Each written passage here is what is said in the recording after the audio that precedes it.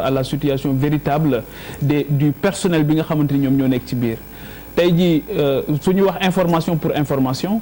mais il y a des frustrations réelles dans les rangs am na ci yoo xamante ni dénoncé nañ ko am na ñoo xam dénoncé nañ ko ba génn ci il faut que ñu tenir ci en compte c'est pas rien tey jii bu ñu gisee ay militaires en service di def ay braquage c'est pas un fait anodin c'est pas un fait isolé tey jii ci biir rang yi am na ci ñoo xamante aussi bien les sapeurs-pompiers les polices que l'armée am na si ñoo xamante ni seen situation c'est une situation chaotique 15 ans de service 147 000 francs ngay am par mois ça ne peut pas tenir c'est des frustrations yoo xamante ni tey dafa am te loolu nag élément la yoo xamante ni aussi mën na concourir à un moment donné fonctionnaire li gën a bon ci moom mooy démotivation je pense que ne damay waxtaan ak benn commandant de l'armée américaine keroog mu ne ma fii Amérique boo fi nekkee commandant ci armée bi mu ne ma même boo duggee bu la gars yi rencontré déjà il te remercie il te félicite boo duggee fenn ci benn service benn store par exemple nga dugg fenn boo fa fekkee ay nit déjà produit bi ngay jënd mën nañ la wàññil 30% wala 40% mais gars yi dañ lay bàyyi nga dem ndax jox la sa wàccuwaay gis nañ vétérans yi yëpp ni ñu leen joxe seen wàccuwaay et aujourd'hui man par exemple par principe du ma romb mukk homme de tenue ci kaw tali bi te du ma la jël yóbbaale la systématiquement parce que j'ai eu la chance ma nekk ak gendarme yi ma nekk ak sapeurs yi xam situation yi ñu dund c'est des situations difficiles donc je pense que loolu c'est important dinañ ñëwati fii nag ci 4 avril bi ñu ne seen kii daal di koy wane cache misère la par rapport à la réalité. waaw mais Pape donc pour armée Sénégal nag moom au cours de ces dernières années affaire ça c'est beaucoup amélioré. non et puis même en termes d'armement d'équipement militaire. tey même bu fekkee nekkoo sax ci secret défense bi. boo liiree yenn revue armée yi xam ni. en termes d'équipement militaire en tout cas. d'entraînement ak yëpp. armée bi année yi passé def na jéego yu Cheikh Yérim man justement je ne parle pas d'équipement militaire. man je parle de personnel des ressources humaines yi ci nekk yoo xamante ni information pour information j'ai du béton pour parler c'est-à-dire que il y a des gens qui souffrent nee naa la c'est pas un fait anodin bu ñu gisee un militaire en service buy def braquage bu fekkee ne fait anodin la c'est très bien mais li ma bëgg a wax mooy par rapport ak gouvernement je ne m'attends pas à un gouvernement boo xamante ni jeu de chaise musicale la ñuy def jël samba indi madem bag yooyu daal di bàyyi c'est-à-dire pour man il y a des réformes majeures yoo xamante ni moom la ñu war a def mu sous-tendre li nga xamante ni moom la ñu am comme ambition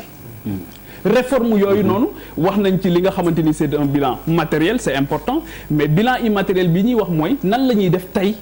ba la redistribution des richesses bala nga naan naam da nga fay nekk. oui. c'est-à-dire que dañu fi gis Christophe Bigot mu taxaw fii daal ne li ñu bëgg li ñu xalaat mooy que la part l'essentiel est que la part du Sénégal soit significative ci pétrole bi ak gaz bi li ñu fi gis mooy Thierno Alassane Sall ñu gis l'implication de Total par rapport ak ni nga xamante ni noonu la ñu ko génnee li ñu gis mooy les questions de transparence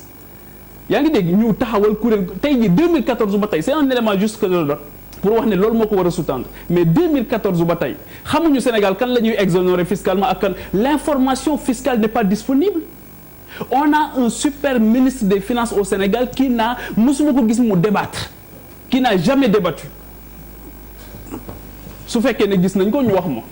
te li ñu yor dañ ko dénk et il a le droit de mettre sur la table ñu confronter ko xam lan moo ci dëgg ak lan moo dul ci dëgg loolu beneen mbir la beneen bi mooy tey figure le budget général du Sénégal wax naa ne 1% autour de 1% la ñu consacré à la justice comment voulez-vous que réew ñu am ambition yu mel noonu ci justice di ko allouer lu toll noonu ba pare bëgg ñu am une république forte tey jii répartition bi ñu doon wax tey jëlal les pouvoirs constitutionnels les institutions constitutionnelles à elles seules li ñuy polariser ci xaalis te ci fonctionnement lay dem kenn xamul ni mu toll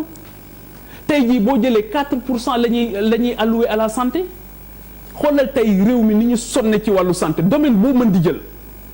les gens sont fatigués nga jël carte sanitaire bi lépp institution yi tey jii boo jëlee hôpital Abass Ndao li muy am ci fonctionnement li muy am ci investissement nga jël tey répartition yi pour man équité boobu noonu c'est important beneen bi mooy toujours ci réforme yi il faut que ñu commencer aussi que nit ñi arrêter di sàcc xaalisu Sénégal tey jii bu te loolu xam nga daan lañ koy arrêté mooy que Cour des comptes def liggéeyam mooy que IGE def liggéeyam mooy que ne Cour des comptes di génne rapport yi nit ñi di xam lan moo ci nekk su boobaa l'État ne sera plus utilisé comme un instrument d'enrichissement illicite et de règlement de compte parce que bu fekkee ne rapport yi day génn ñuy saytu année par année li nga xamante ni moom moo xew avec des parce que rapport yi du ci bëri presse bi aussi dañuy def sensationnel di wax ne diw jàpp nañ ko diw jàpp nañ ko rapport yi li muy gën a def mooy ay recommandations ci ay vides juridiques yoo xamante ni dafay am dans certains secteurs yoo xam dañ ko war a combler le législateur dafa war a ñëw en appoint donc pour man réforme yooyu laay xaar te président diggoon ñu ko parce que ayant fait un diagnostic extraordinaire entre 2009 2010 2011 et 2012 bi mu ñëwee les réalités ont fait que mënu ko jëmmal beneen bi mooy les réformes de l'administration ci groupe de Paris bi yaa ngi foon groupe consultatif bi il a interpellé le ministre des Finances ne ko les réformes mais qui est au box des accusés si les réformes ne viennent pas. Alors Bouba après le réquisitoire de Pape Djibril en fait ban gouvernement ngay xaar. non mais gouvernement boo xam ne ñi demoon campagne ba président bi gagné ku ne gis ci sa bopp. ñi toog seen kër yëpp muyee la mayo loolu la ñuy poser question est-ce que dinaa dugg ak du ma dul dugg on est en Afrique hein. kon gouvernement seddoo nga junj. non attends ma wax la dama ne gouvernement bi may xaar président ci coalition la bokkoon na dinaa ànd ak président gagné nekk ministre ñaata département wala kii la mouvement présidentiel bi gagné bëri na de ma nekk ministre dem gagné ñu teg ko ci table bi nga dàq ma avant ñuy wax waxu gouvernement mooy en fait Benno Bokk Yaakaar lan lay mujjee c'est la grande question avant ñuy wax sax waxi gouvernement bu bees. Bouba n'anticipe pas s'il te non plaît. C'est la deuxième xam nga lan am na deuxième problème munoo ma def frontière. non c'est la recomposition non du position. dafa am une certaine trame. non émission bi nag moom da nga may gars yi bàyyi nga leen ñu wax def dugg seen. waaw mais bul yàq sama yaa ngi may coupé. Yirim dem na fi Bamako. dem fi Libye mais da nga bëgg yàq sama affaire Pape Djibril wër na yëpp ñëw. mais bu demee Bamako dellu si na yow bu yàq sama affaire déedéet parce que bu ma jiitu ci loolu parce que li nga ma laaj dafa am lu ko jiitu peut-être que yow yaa juum parce que fa nga waroon commencer ay ca kon bismillah voilà peut-être que yow yaa waroon commencer fenn kon bismillah dama ne dañu jóge ci ay élections présidentielles mu am coalition bu dem gagné à 58 virgule xaw ma ñaata %. waaw ñi demoon ñëpp gagné qu'est-ce qu'ils deviennent munoo nekk ministre après ñu génn la def la directeur général gars yi nañ waxante dëgg. Est-ce que Aminata Mbengue Ndiaye va toujours être ministre de l'élevage? Est-ce que Serigne Mbacké Thiam va être ministre de l'éducation nationale? Est-ce que Amadou Ba va être... Il a gagné Dakar, non? Oui. Il est ministre des Finances. Est-ce que dina nag wàcc wala day yéeg après ministre des Finances foo jëm? et premier ministre bi. c'est-à-dire aujourd'hui premier ministre parce que buñ ko abordé noonu dafay mel ni président Macky Sall moom rek moo dem élection gagné moom kenn. coalition landal te ñëpp ñi demoon ku nekk yaa ngi xaar sa wàll ci kat. mais booba loolu nag c'est un problème. waaw mais non mais Yirim bàyyi rek Yirim da ngay wax ne da nga wax 15 minutes nga déglu. hors sujet fii yëpp. voilà wax fi ay waxi équipement ak yooyu bàyyi ma rek dama ne aujourd'hui ñu toog seen kër yi àndoon ak président ñëpp question bi ma posé man danaa ci bokk wala duma ci bokk. soit président day xëy ne ma gagné naa élection yi effectivement man li premier ministre wax sànq ne ko yow man la ñu fal ok maintenant la investissement yaak yooyu yëpp dama koy teg ne damay def li nga xam ne moom laa bëgg a def wala dañuy àndaat kan mooy dem ak kan mooy toog en tout cas ils ont gagné.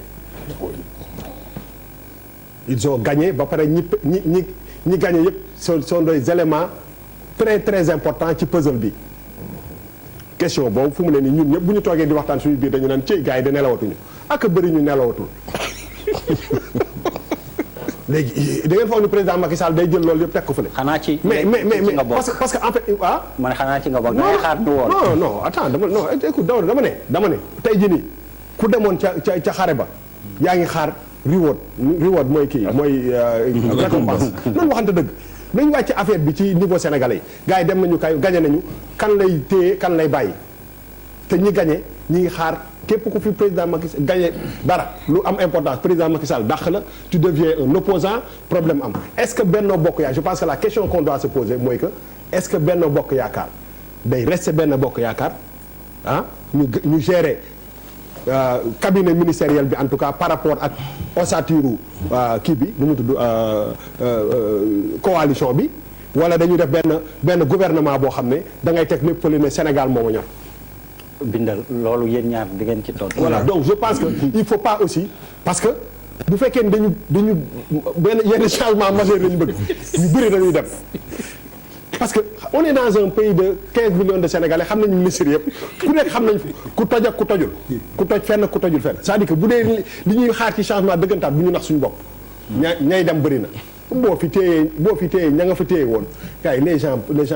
ne changent pas du jour au lendemain problème bi foofu la te léegi pour man loolu moom mooy wax ji gars yi ngay xaar président Macky Sall pour mu def fi benn changement dramatique moom mooy que na teg ñëpp fële est-ce que mun na ko est-ce que am na pouvoir boobu c'est pas parce que yaakaar nañu ne j'espère que bi mooy deuxième mandat est-ce que président Macky Sall day changer benn stratégie de nu muy defaree est-ce que donc aujourd'hui aussi il faut la question qu'on doit se poser mooy ñi ànd ak moom gagner est-ce que bu dee ñooy des changement bu bëri il faut pas s'attendre à benn changement boo xam ne c'est extraordinaire ah. Malal tey damay